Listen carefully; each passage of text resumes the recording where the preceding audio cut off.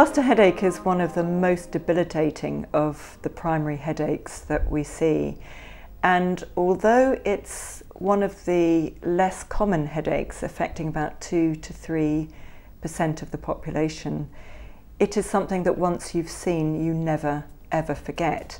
And yet, the average time to correct diagnosis of cluster headache is about 10 years. It's often incorrectly treated as migraine, perhaps because one of its older names was migrainous neuralgia, or incorrectly cluster migraine, but it needs very specific treatment that's very different from migraine treatment.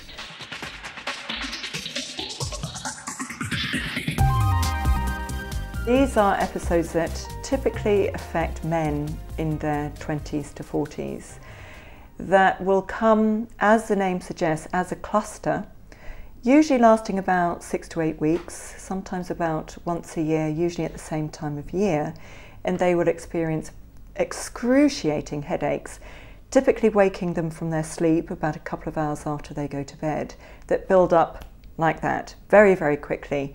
And unlike migraine, where people want to stay still and not move around, the agitation that accompanies a cluster headache is absolutely extreme. They don't know where to put themselves. And it's completely one-sided.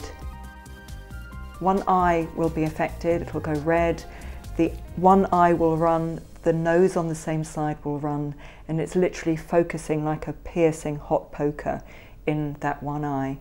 After about 2 hours, it will fade away and disappear, but then the same thing will happen the subsequent night, or even up to 8 attacks per day in some cases.